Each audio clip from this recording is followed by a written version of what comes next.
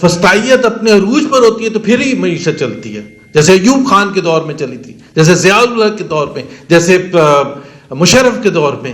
لیکن ہمیں پتا تھا کہ یہ کبھی بھی نہیں ہو سکتا. انہوں نے 2 سٹیپس آگے گئے، انہوں نے عدلیہ کو بھی اپنے کنٹرول میں کر لیا، 26ویں امینڈمنٹ پاس کر کے، 27ویں امینڈمنٹ کہ جی اب تو کورٹس بھی کچھ نہیں کر سکیں گے، جو مرضی ٹھیکے دینے، جو مرضی کرنا ہے، جو فارنرز کو جو یہاں لا کے بغیر کسی ٹینڈرنگ کے آپ نے ٹھیکے دینے ہوں گے، سب کچھ ہو جائے گا اور کوئی بولنے والا نہیں ہوگا، کوئی احتجاج کرنے والا نہیں ہوگا. لیکن آج جہاں ہم کھڑے ہیں 3.5 پونے 4 سال کے بعد، اس میں جو سب سے بڑی چیز ہے میرا خیال ہے جب معیشت کے حوالے سے بتایا جاتا ہے کہ جی اسٹیبلائزیشن آ گئی ہے. اینڈ میں سلمان آپ کو بتا دوں کہ وہ بھی اب کہنا بند کر دیا ہے، بیکاز اتنے حالات خراب ہو گئے کہ اب لوگ خود ہنستے ہیں جو حکومتی سپورٹرز ہیں یا منسٹرز ہیں کہ جی اسٹیبلائزیشن آ گئی ہے. کیونکہ ایک تو پہلی بات یہ stabilization at the expense of serious pain that has been inflicted to the people of Pakistan. اور اس کی سب سے بڑی گواہی خود حکومت پاکستان نے دی ہے. 1 جنوری کو ہاؤس ہولڈ انکم سروے حکومت پاکستان کے بیورو آف اسٹیٹسٹکس نے ریلیز کیا 1 جنوری، ابھی چند دن پہلے.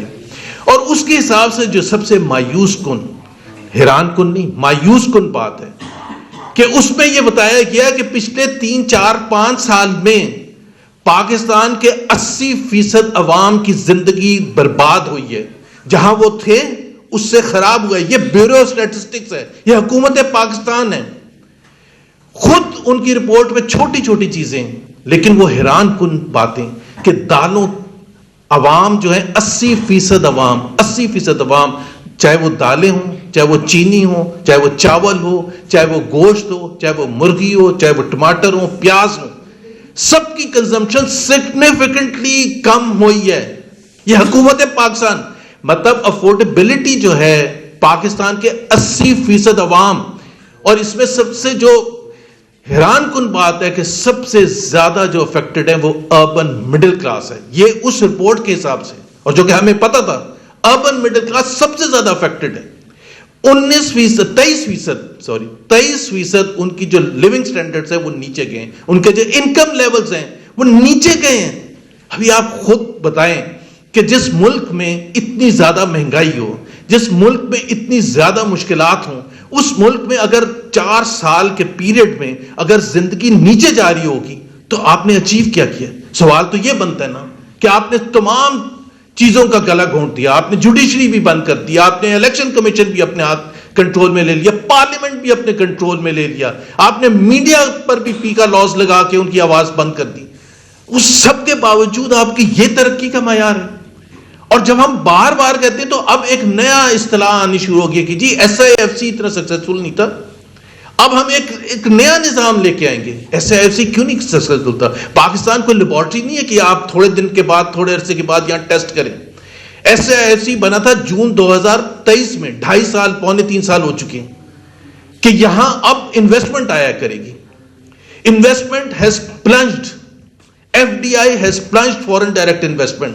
پاکستان کا انویسٹمنٹ ریشو 50 سال کی تاریخ میں سب سے کم ترین شرح پر ہے. تو آپ خود بتائیں کہ جہاں آپ کے خود حکومت کا سروے یہ کہے کہ لوگوں کی زندگی سوائے اشرافیہ کی، یہ لکھا ہوا ہے، سوائے دا ویری رچ، ان کے علاوہ سب کی زندگی متاثر ہوئی ہے، جس میں اربن مڈل کلاس بھی ہیں، رورل بیلٹ کے بھی لوگ ہیں، جو غریب تھے تو اس میں مزید اضافہ ہو گیا ہے. 3 کروڑ لوگوں کا اضافہ ہوا ہے، غربت کی لکیر سے نیچے پچھلے 3 سال میں گئے ہیں. اور کیا ہونے والا ہے؟ صرف یہ بتایا جاتا ہے کہ جی اب پتہ نہیں کیا ہو جائے گا. ہماری جو ابھی جیو پالیٹکس کا ذکر کیا سلمان نے کہ اس کی وجہ سے ہمارا، اس کو بھی اتنا عرصہ ہو گیا. کیوں نہیں آ رہی انویسٹمنٹ؟ کیوں نہیں عرب ممالک سے انویسٹمنٹ آ رہی؟ کیوں نہیں وہاں US سے انویسٹمنٹ آ رہی؟ نہیں آئے گی. جہاں رول آف لا نہیں ہوئے گا نہیں آئے گی. اور یہ آج سے 6 سال 8 سال پہلے عمران خان نے کہا تھا رول آف لا. بالکل سمپل سی بات ہے. ایک پاکستانی انویسٹر، آج حالت اتنی خراب ہو گئی ہے کہ پاکستانی انویسٹر جو ہے وہ کہتا ہے کہ جی اگر میرے ساتھ، میں کسی بھی حکومت کے ساتھ، وفاقی حکومت، صوبائی حکومت یا حکومت کے کسی بھی محکمے کے ساتھ ایگریمنٹ کروں گا تو میں آربیٹریشن کے لیے مجھے لکھا جائے کہ میں لندن یا سوئٹزرلینڈ کی عدالت جا سکوں گا. پاکستان کی عدالت پر پاکستانی بزنس مین کا بھروسہ نہیں ہے.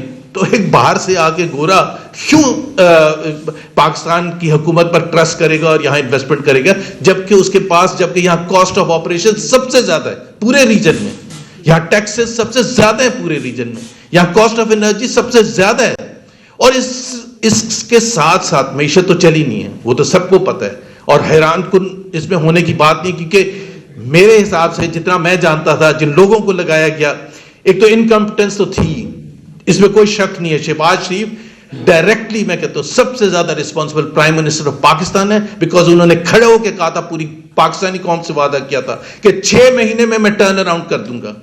میں ایک چیز صرف ذکر کرنا چاہتا ہوں، اور میں بار بار کرتا بھی ہوں، لیکن اب اخبار میں ایک خبر آئی تھی 2 دن پہلے، تو میں ضرور ذکر کرنا، جب ووٹ آف نو کانفیڈنس ہوا تو ایک بہانہ بنایا گیا کہ پاکستان ڈیفالٹ ہونے والا تھا، اور یہ مت بریک کرنا ضروری ہے، اس لیے اس کو بار بار ریپیٹ کرنا ضروری ہے کہ پاکستان ڈیفالٹ کر جاتا۔ آج بھی آپ سنتے ہیں وزیر اعظم سے، وزیروں سے، ان کے جو ٹاؤٹس ہیں ان سے آپ سنتے ہیں کہ جی پاکستان ڈیفالٹ کر جاتا اگر ہم ووٹ آف نو کانفیڈنس کرتے، بٹ ڈیفالٹ کرتا کیونکہ فورن ایکسچینج بڑے کم ہو گئے تھے۔ یہ ابھی رپورٹ ہے پرسوں کی، میرے پاس تو خیر پہلے سے خبر تھی، foreign exchange reserves rise to 16 billion, highest after full year 2021۔ اگر اب آپ نے رپورٹ میں آگے نیچے لکھا ہوا ہے کہ اس وقت جنوری 2022 میں جب ووٹ آف نو کانفیڈنس کا فیصلہ کیا گیا تھا تو 17.2 بلین فورن ایکسچینج ریزرو سے، جو آج 16 بلین ہوئے ہیں، اس کے برابر بھی نہیں ہوئے۔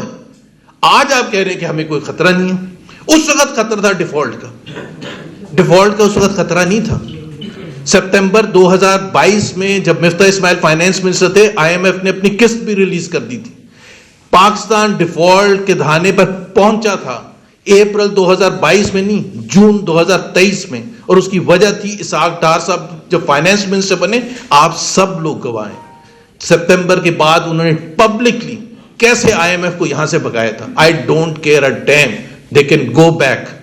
ستمبر، اکتوبر، نومبر، مارچ، اپریل، مئی، جون 2023 پہنچ گیا، پھر پرائم منسٹر کو جب پتہ چلا کہ ریزروز $2.9 بلین رہ گئے، کہاں سے لیے تھے؟ جنوری 2022 میں 17 بلین ڈالر سے لے کے وہاں پہنچ کے 2.9 بلین، اس کو آج بھی استعمال کرتے ہیں کہ جی پی ٹی آئی کی حکومت رہتی تو ڈیفالٹ۔ بہرحال بات یہ ہے کہ اس وقت جو صورتحال ہے، میں نے آپ کو بتایا کہ ایک ہی میں نے سروے رپورٹ کا ذکر کیا، اب معیشت تو چل نہیں رہی، اوپر سے کرپشن کے جو میگا سکینڈلز کی میں بات کر رہا ہوں، روزمرہ کے جو کرپشن ہو رہی ہے وہ میں ذکر نہیں کر رہا۔ ایک تو آئی ایم ایف کی رپورٹ آئی، اس میں آیا 5300 بلین کی کرپشن۔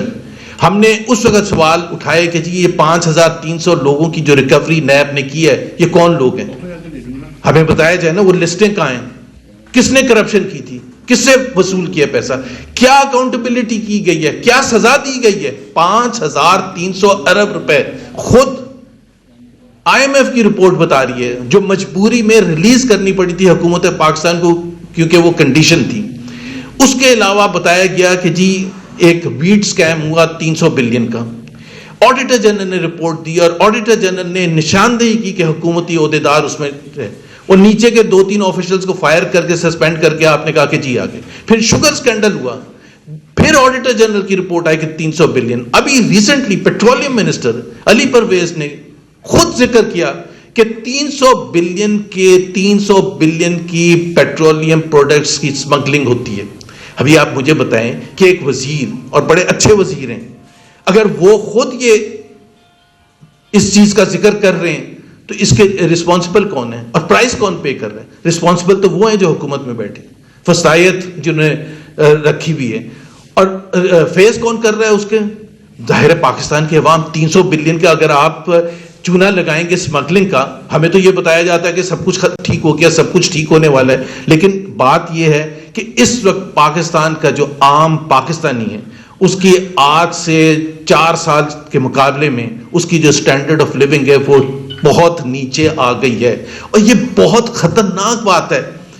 اور موقع اگر آپ نے اس حکومت کو اور 1-2 سال دے دیے تو جو ابھی بچا ہے وہ بھی سب ختم ہو جائے گا، کیونکہ جو پلانز ہیں، جو ابھی سلمان اکرم راجہ صاحب نے بھی ذکر کیا کہ کس قسم کے ٹھیکے دینے کی باتیں ہو رہی ہیں، کس قسم کے لوگ دبئی سے اور پتہ نہیں کہاں کہاں سے لائے جا رہے ہیں، اور ان کو پروٹوکول دیا جاتا ہے. چھوٹے چھوٹے لوگ ہیں وہاں عرب ممالک کے بزنس مین, ان کو کون سے بڑے بڑے ٹھیکے دیے جا رہے ہیں, کوئی اکاؤنٹیبلٹی نہیں ہو رہی ہے.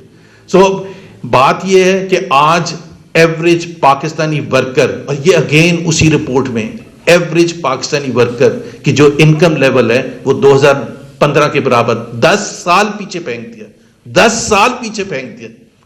اب آپ خود بتائیں کہ اگر اس ورکر کی انکم لیول 2015 کے لیول پر ہوئے گی اور چیلنجز اس کو 2026 کے فیس کرنے, تو کیسے سروائیو کر سکتے ہیں؟